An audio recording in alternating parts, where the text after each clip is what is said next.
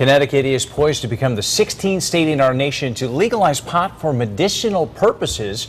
But how is that system here going to work? One local town says they really don't know, and they're worried marijuana could end up in the wrong hands. News 8's Bob Wilson is live outside the Hartford newsroom with more on concerns. Bob?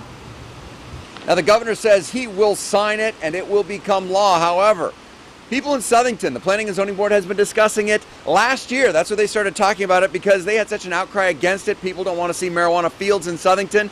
They say they're trying to get out ahead of it all. All of a sudden, the state stepped in.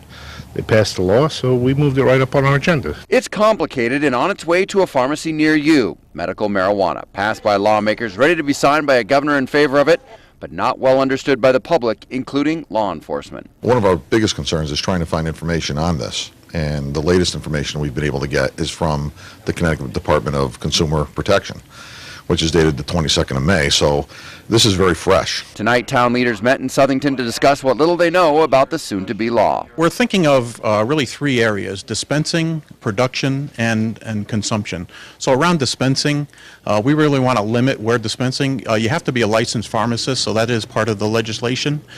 We don't know what we're going to do as far as locations and so forth. While it has to be dispensed by a licensed pharmacy, the rules on where a grow operation can go in are a little less restricted. That's probably our biggest concern, is around where production will happen, the controls around production.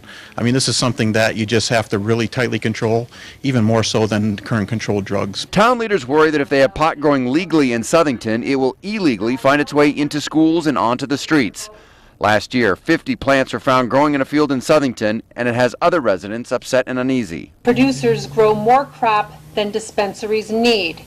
And with no state process in place to destroy the remaining marijuana, it's usually sold illegally. I'm very concerned about it. I think that it's a small minority of people that need it, and because of that, it needs to be highly restricted and very closely monitored.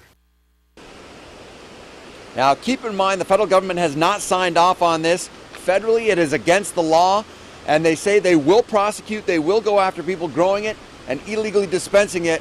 And so people in Southington are also concerned about that as well. I'm Bob Wilson reporting live in Hartford, News 8.